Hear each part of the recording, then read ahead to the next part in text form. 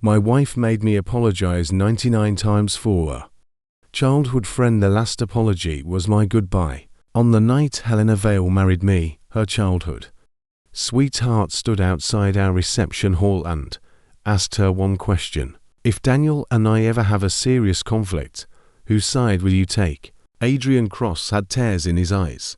He looked like the abandoned hero of a tragic romance rather than the man interrupting another person's wedding. Helena glanced toward me. She was still wearing her white silk dress. The diamond ring had placed on her finger less than an hour earlier glittered beneath the entrance lights. Her answer sounded perfectly reasonable. I won't blindly defend either of you. Whoever is wrong will apologize. Adrian smiled. I should have understood the warning hidden inside those words. Over the next 7 years, Helena decided that Adrian was never wrong, and I apologized 98 times. What Helena never knew was that every apology brought me closer to leaving her forever. 7 years earlier, I had awakened in a hospital, with no memory of arriving there. My name was still Daniel Mercer. My face was still mine, but the world outside the hospital window was not the one I remembered. My old apartment did not exist. My friends had never heard of me. The film studio where I had worked as an unknown assistant belonged to a different company. Then a calm mechanical voice spoke inside my head. Welcome, Daniel. You have entered a narrative world. To return home, complete the assigned role. I thought I had lost my mind. The voice explained that I had been placed inside a tragic romance. My role was simple. I would become Helena Vale's devoted husband. I would love her, endure her mistrust and accept 99 apologies whenever she chose her childhood sweetheart over me. After the 99th apology, I would be allowed to return to my original world. At first, I laughed. No rational person would accept such a ridiculous arrangement. Then I met Helena. She was 25, beautiful, wealthy and feared throughout London's entertainment industry. Her family controlled Vale Pictures, one of Europe's most powerful film companies. Directors waited months for meetings with her. Actors changed entire schedules when she called. But the Helena I met was not cold. She found me sitting alone outside a casting studio after my first audition in that world. It was raining. I had no money, no home and nowhere to go. Helena held her umbrella over both of us. You look lost, she said. I am. Do you have somewhere to sleep? No. She studied me for several seconds.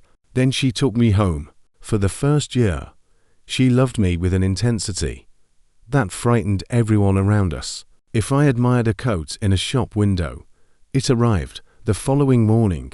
If a producer insulted me, that producer stopped receiving invitations from every major studio in London.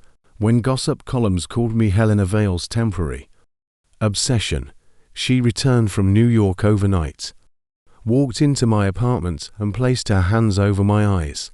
Don't read what strangers say about us, she whispered. What should I believe instead? Believe me. Then she kissed me and promised that as long as I remained beside her, I would never again face the world alone. I had grown up without a family in my original life. No one had ever chosen me so completely. The system had warned me to confuse the mission with reality. I ignored it. I fell in love with Helena. 3 months later, we married.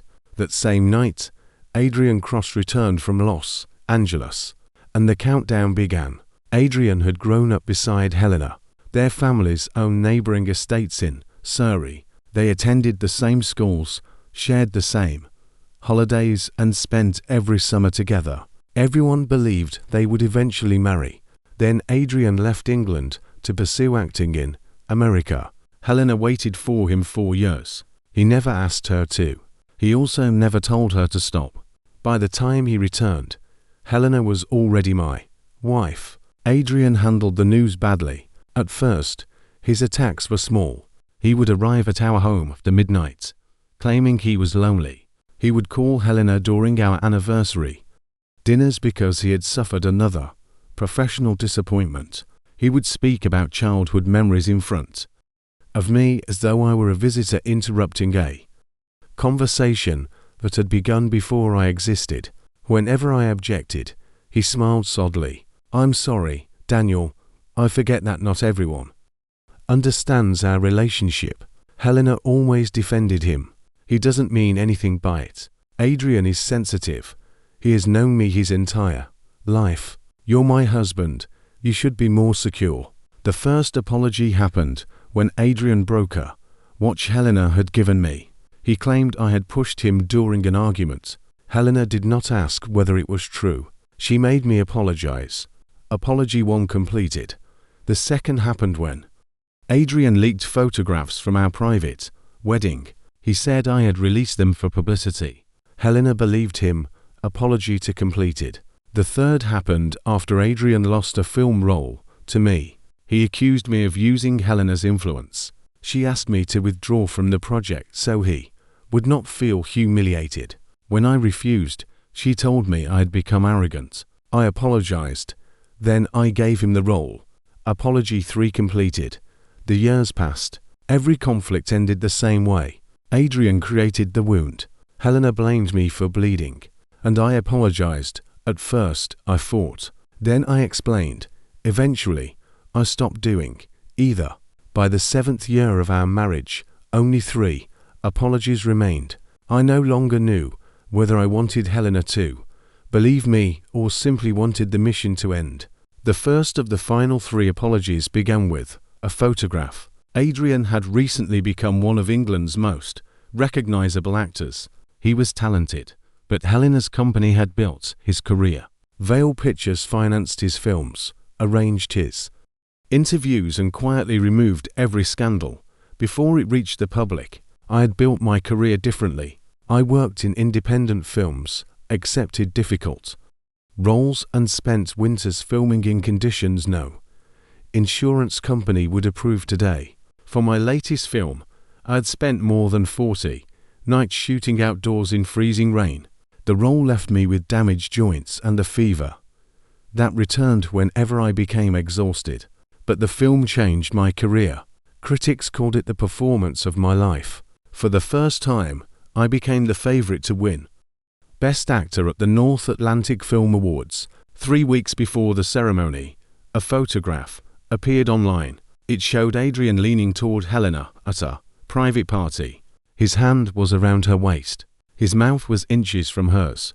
The article called Helena his secret married lover. Adrian stormed into my studio the following morning. He threw my phone onto the table. The same photograph was saved in my gallery. "You did this," he said.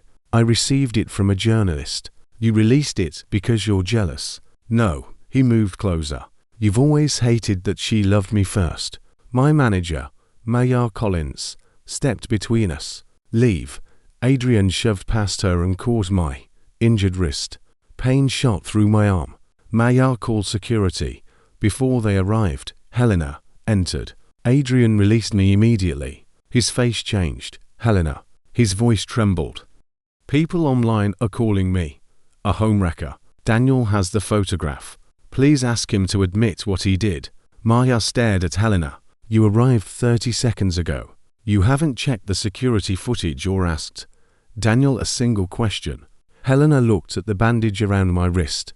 For one foolish moment, I thought concern had entered her eyes. She touched the edge of the bandage. "Does it hurt?" "Yes." Her fingers remained there.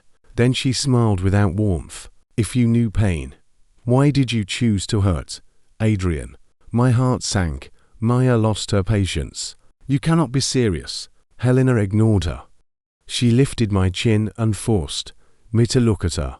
"Why can't you behave?" 7 years earlier, those hands had covered my eyes while she promised to protect me from the world. Now they held my face while she condemned me. Without evidence. "I didn't release the photograph. It was on your phone. So were hundreds of other photographs journalists sent me." Adrian would not lie about this. He lies whenever the truth inconveniences him. Adrian lowered his eyes. Helena stepped in front of him. "Post a statement," she said. "What statement?" "Admit that you released the photograph out of jealousy. Tell the public that Adrian and I are only childhood friends. Maya went pale. Daniel's career will be destroyed. Helena knew that. The public already believed I had used my marriage to interfere with Adrian's work. A confession would turn suspicion into fact. It would also damage my chances of winning Best Actor. I looked at my wife. Do you understand what you're asking? It's one statement. No. It's everything I worked for. Helena sounded almost bored. There will be other films. There may not be. I'll give you something better next year. You cannot return 7 years of my life next year. Adrian quietly said, Helena, perhaps we shouldn't force him. He knew exactly what he was doing. Helena touched his arm. You've suffered enough. Then she turned to me. Apologize. The system spoke. Final sequence activated. 97th. Apology available. Maya grabbed my sleeve. Don't do it. But I was tired. Tired of defending myself. Tired of waiting for Helena to become the woman who once promised to believe me. I opened my phone and wrote the statement. I said I had misunderstood the photograph. I said jealousy had affected my judgment. I apologized to Adrian, Helena, and the public. The response was immediate. Sponsors withdrew. My nomination campaign lost. Financial support. Commentators called me controlling and unstable. Adrian appeared in an interview and graciously asked people not to attack me. 2 weeks later, he won Best Actor. Helena had redirected Veil Pictures' entire awards campaign from my film to his. At his birthday dinner, Adrian raised a trophy and smiled at me. Helena said it would make the perfect gift. I looked at her. That award was mine. Helena sighed. It's an award, Daniel. There will be others. No. I could barely hear my own voice. There won't. She reached for my hand. I pulled it away. The system announced, 97th apology completed. 2 apologies remain. Maya refused to accept. What happened? While I was recovering from another fever, she published our marriage certificate. She also released evidence showing that Adrian had pursued Helena repeatedly and that the photograph had originally come from a party photographer, not me. Public opinion changed overnight. People who had insulted me began attacking Adrian. His carefully protected image collapsed. Helena arrived at our home after midnight. For 1 second, when I saw her standing beside my bed, I remembered the early years. Whenever I became ill, she used to sit awake all night. Once, I opened my eyes at 3 in the morning and found the most powerful woman in British cinema, crying silently because my fever had not fallen, that Helena had loved me. Or perhaps I had only wanted to believe she had. She approached the bed. Did you tell Maya to release those documents? No. Do you know what you've done to Adrian? I'm lying here with a fever. Helena. He was taken to hospital tonight. My chest tightened. What happened? He collapsed after reading the comments. His doctors say stress and exhaustion caused a serious episode. Maya had already warned me that Adrian might stage something dramatic. He had checked into a private hospital with photographers waiting outside. Helena pulled the blanket away. Get dressed. I can barely stand. He asked to see you. I don't want to see him. Her eyes became cold. This is not about what you want. She brought me to the hospital. Adrian Lane were a private room surrounded by flowers, cameras, and sympathetic friends. The moment I entered, tears filled his eyes. Daniel, why can't you let me live? I stared at him. He continued. I never wanted to compete with you. I only wanted to remain Helena's friend. You took my roles. I accepted opportunities. You let her destroy my reputation. I never asked her to. You arranged the photograph. His face changed for less than a second. Helena noticed my accusation, not his reaction. Enough. She moved between us. Adrian's doctors say he needs peace. Then why did you bring me here? To apologize. Maya entered behind us. She had followed the car. This ends now, she said. Adrian's assistant contacted the photographers before he arrived at the hospital. This entire scene is designed for publicity. Helena turned. You have always encouraged Daniel's worst behavior. No. I'm the only person in this room who still remembers he is human. Adrian began breathing rapidly. Helena immediately went to him. He caught her hand. Please don't fight because of me. Maya looked at me. Come with me. I wanted to. But the system spoke again. 98th apology available.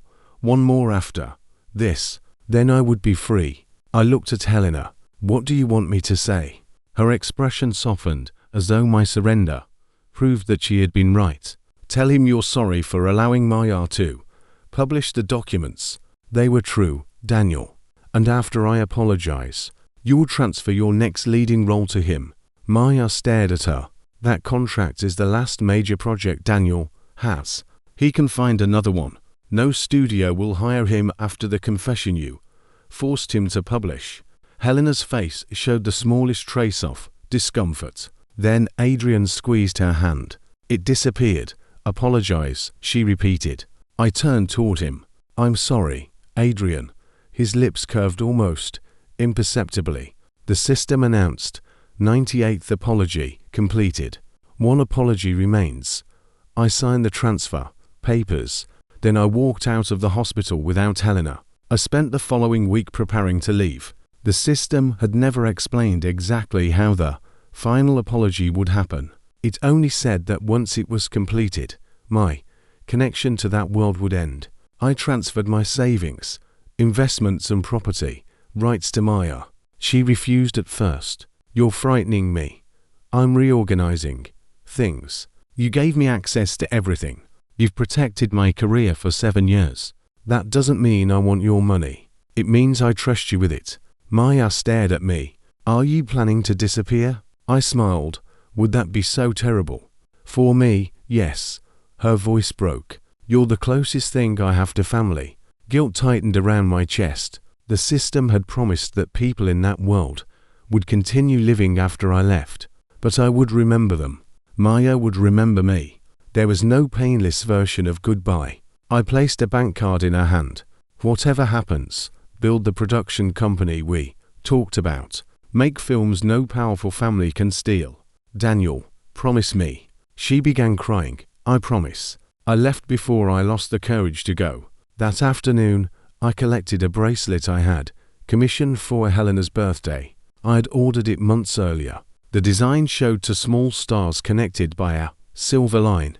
When we first met, Helena once told me that people who were meant to find each other would remain connected no matter how far apart they traveled. I no longer believed that. Still, I wanted to give her the bracelet, not to save the marriage, not to ask her to love me. I wanted to thank the woman she had once been. I sent her a message. Come home early. I have something for your birthday. She replied immediately, I will. No more games today, Daniel. I looked at the words for a long time. No more games, I promised silently. Then someone covered my mouth. I woke inside an abandoned warehouse. My hands were tied behind me. A blindfold covered my eyes. Somewhere nearby, Adrian was arguing with another man. Remember the plan, he whispered. She chooses one person. You release both of us. Later, the system remained silent. That meant the final apology had not yet been triggered. I listened carefully. This was not a random kidnapping. Adrian had arranged it. He wanted one final performance proving that Helena would choose him over me. The kidnappers contacted her by video. They placed Adrian and me in separate chairs. Adrian had fake blood on his shirt and a bandage around his ankle. One man told Helena she could save only one of us. For several seconds, she said nothing. Then she pointed toward me. Release my husband.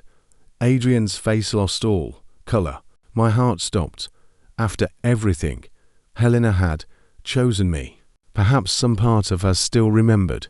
Perhaps the woman I had loved was not completely gone. Then Adrian began crying. Helena, it's all right. Choose Daniel. He struggled against the ropes. His chair fell sideways. He cried out in pain. Helena's expression changed.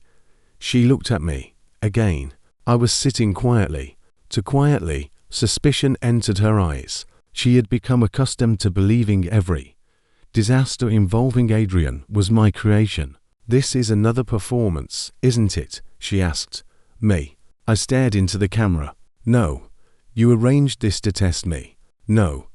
Adrian is injured because of you again." The kidnappers glanced at one another. The plan was beginning to change. Helena's voice hardened. "Release Adrian." The man holding the camera asked, "And your husband? Leave him there until he understands what he has done." Adrian looked shocked, even he had not expected her to abandon me completely. They took him away. Before leaving, he looked back. Fear had replaced triumph in his eyes. Once Adrian was gone, the two men removed their masks. One of them laughed. "Your wife really left you." They had agreed to Adrian's performance for a small payment. Now they knew I was Helena Vale's husband. Greed changed the plan. "Call her," one said. "Tell her we want £7 million. They placed my phone in front of me. I called Helena 3 times. She answered on the 4th. "Daniel, have you finished this ridiculous game?" This was Adrian's plan. She laughed without humor. Of course it was. The men he hired changed the agreement. "They want money." "How much?" "7 million. Silence. Then Helena said, "Do you understand how unbelievable you sound?" One of the men pressed something cold against my neck. My hands began trembling. I wanted to live, despite everything. I wanted to return home. I wanted another morning, another cup of coffee, another chance to tell Mayo goodbye. "Helena, listen to me. I'm not lying. Adrian is in hospital because of what happened. He arranged it. You always say that. Check the people he contacted. You used my birthday to stage a kidnapping. I was bringing you a gift. Stop." Her voice cracked with anger. "For once in your life, stop making everything about Adrian." I closed my eyes.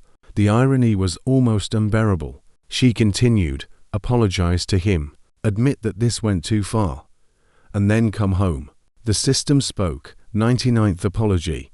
Available. The final door had opened. I breathed slowly. 7 years. 98 apologies. Every role. Every award. Every lie. Every moment I had begged my wife to believe me. It all ended here. "I'm sorry, Adrian," I said. Helena became quiet. The system announced. 99th apology completed.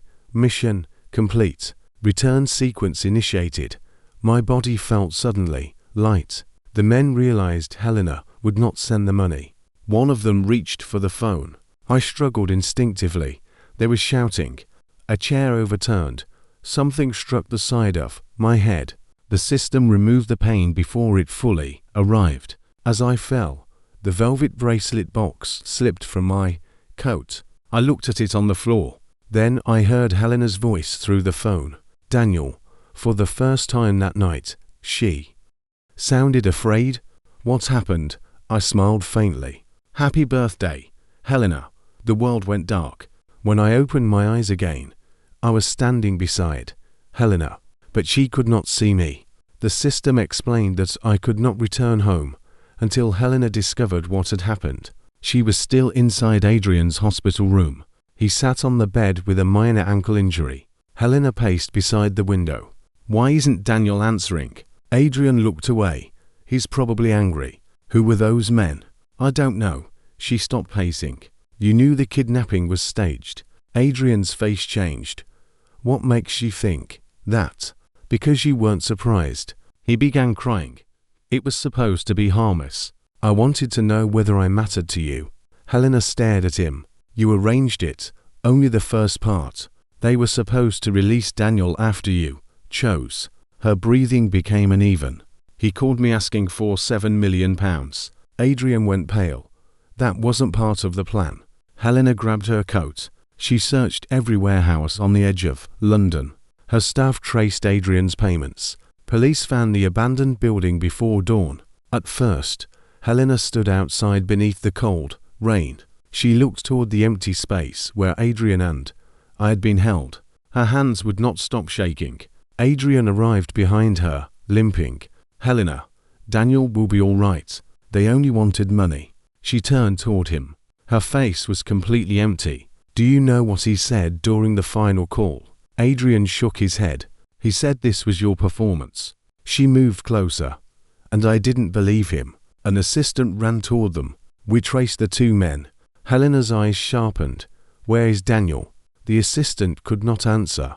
That silence frightened Helena more than any words could have. Police led Adrian away for questioning after finding his messages to the kidnappers. He tried to explain. He said it was only a stage test. He said no one was meant to be hurt. He said Helena had always forgiven him before. This time, she did not defend him. She searched for me for 2 days. She did not sleep. She barely ate. On the third morning, investigators found me in a sealed storage area behind the warehouse. The moment Helena heard the words, she stopped moving. Mr. Mercer did not survive. The city continued around her. Cars moved, phones rang, people spoke. But for Helena, every sound disappeared. My spirit stood several feet away. I had imagined that moment many times. I thought seeing her regret would make me feel vindicated. Instead, I only felt tired. The system spoke gently. Your connection to this world is ending. Not yet. I wanted to see Maya one final time. Maya arrived at the warehouse carrying the bracelet box. It had been collected as evidence and returned to her because she was listed as my representative. She crossed the distance between herself and Helena and struck the box against Helena's chest. Do you know where Daniel was going before he disappeared? Helena did not respond. He was collecting this. Maya opened the box. The silver bracelet glittered beneath the grey morning light. A birthday card rested inside. Helena's hands began trembling. Maya read the message aloud. Thank you for once making a lonely man believe he had found a home. I hope the years ahead are kinder to both of us. Happy birthday, Helena. Helena stared at the handwriting. He wasn't lying. No, he really had a gift. Yes. Maya's voice broke. He was sick when you dragged him to Adrian's hospital room. Helena closed her eyes. He was innocent when you forced him to confess publicly. A tear moved down Helena's face. You stole the award he earned and handed it to the man who framed him. Stop. You made him apologize every time Adrian hurt him. Stop. And when he finally called you because he was in real danger, you punished him for asking you to believe him. Helena sank to her knees. The bracelet remained clutched in her hand. Maya looked down at her. If you had trusted him once, he might still be alive. That sentence followed Helena for the rest of her life. The truth about Adrian became public within days. Investigators recovered his messages, payments, and instructions. He had organized the staged kidnapping to prove that Helena would always choose him. He had not intended for the kidnappers to demand more money, but the performance he created had placed me in their hands. His acting contracts were cancelled. Veil Pictures terminated every agreement connected to him. The Film Academy revoked his award after evidence emerged that Helena's company had manipulated the campaign and undermined my nomination. Adrian insisted that he had never wanted me to die. The public did not care. Helena visited him once after his release pending trial. He looked exhausted and frightened. Help me, he begged. You've always helped me. She stood outside his door. 4 years. Adrian's tears had been enough to make her abandon every principle she claimed to have. This time, she only asked one question. Why did you hate Daniel? Adrian shook his head. I didn't hate him. You took his roles. You gave them to me. You framed him. You believed me. You arranged the kidnapping. I knew you would choose me. Helena flinched. Adrian stepped closer. This is not only my fault. She looked at him for a long time. No, she said. It isn't. That was the last honest conversation they ever had. Helena walked away. Adrian lost his career, his reputation, and nearly every person who had once benefited from standing beside him. But Helena understood that destroying him would not return me. The deepest punishment did not come from the courts or the public. It came from remembering that she had been given 99 opportunities to trust her husband, and she had refused everyone. 4 weeks, Helena remained inside our dark apartment. She did not turn on the lights. She sat beside the wall holding the bracelet I had never been able to give her. Every time she closed her eyes, she returned to the final phone call. I'm not lying, they want money. I was bringing you a gift. She remembered how coldly she had answered, how confident she had been, how easily she had told herself that I was creating another performance. Maya visited once more. This time, she carried a hard drive. It contained security footage and archived messages from the previous 7 years. One recording showed Adrian breaking my watch and accusing me of pushing him. Another showed his assistant sending the photograph to journalists.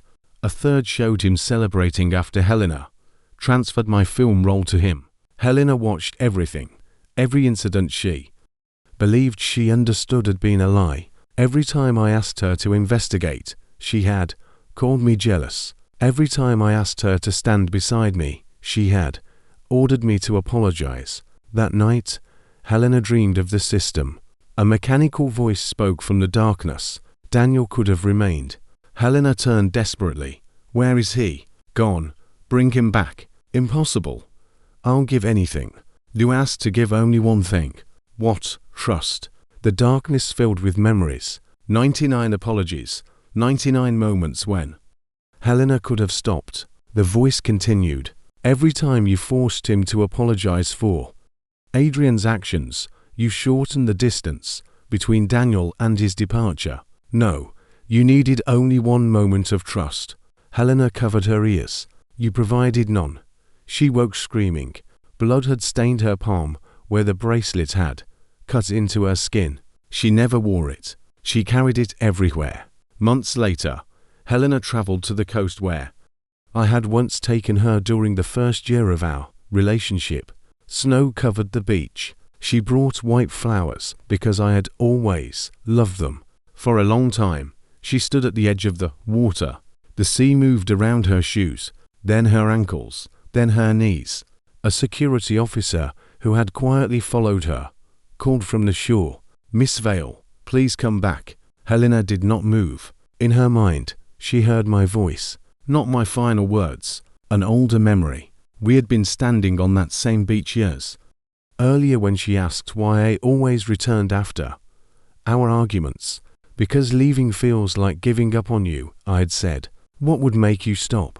The day staying means giving up on myself. Helena closed her eyes. Then she turned around. She returned to the shore, not because life had suddenly become easier, not because she believed she deserved forgiveness. She returned because turning her guilt into another tragedy would force someone else to carry the consequences. For the first time, Helena chose responsibility instead of escape. She stepped down from Vale Pictures. The company restored my film, corrected its public statements and created an independent fund for actors whose careers had been damaged by powerful studios. Maya became its first director. Helena transferred control without attaching her name. She spent the following years cooperating with Adrian's prosecution and correcting every false story she had helped create about me. None of it erased what happened. That was not the purpose. Some actions were not meant to purchase forgiveness. They were simply the minimum required after causing harm. The system finally returned me to my original world. I woke in my old apartment on New Year's morning. Only 3 days had passed there. In the other world, I had lived 7 years. For several minutes, I lay in bed listening to silence. No system, no calls from Helena, no headlines about Adrian, no mission telling me who I had to love. A small orange cat cried outside my window. I found him soaked beneath the fire escape. I brought him inside, wrapped him in a towel and gave him food. Within 3 months, he became round, demanding, and convinced that my pillow belonged to him. The reward from the mission appeared in my bank account. It was enough money to live comfortably for the rest of my life. But wealth felt strangely unimportant after everything I had witnessed. I returned to filmmaking. This time, I worked behind the camera. I created stories about people who learned that devotion without dignity was not love. Sometimes I dreamed of Maya. I hoped the protection I had purchased for her worked. I hoped she built the company we had discussed. I hoped she lived long enough to become tired of success. I thought about Helena too. Not every day. Eventually. Not every week. I no longer hated her. Hatred would have kept another part of me trapped. In that world, I remembered the woman who once crossed an ocean. Because strangers had called me temporary, I also remembered the woman who left me inside an abandoned warehouse, because believing Adrian was easier than trusting her husband. Both versions of Helena were real. Love did not erase betrayal, and betrayal did not require me to pretend that every earlier moment had been false. Some people love you deeply and still destroy the relationship because they refuse to examine the part of themselves that causes harm. Helena believed love meant knowing me better than I knew myself. That confidence became arrogance. She stopped asking questions. She stopped listening. She decided what I had done before I spoke. By the time she finally understood me, I was no longer there to hear her apology. For 7 years, I believed the 99 apologies were my punishment. I was wrong. They were 99 doors. Every time Helena chose Adrian, another door opened. The final apology did not end my life. It ended the prison I had mistaken for love. Would you have stayed as long as Daniel did, or walked away the first time Helena chose Adrian, without hearing the truth? Share your opinion in the comments, and follow or subscribe for more emotional stories about betrayal, regret, and second chances. This story is entirely fictional and created for entertainment purposes. It does not encourage violence, retaliation, or self-harm. In a real emergency or kidnapping situation, contact local emergency services and follow professional guidance.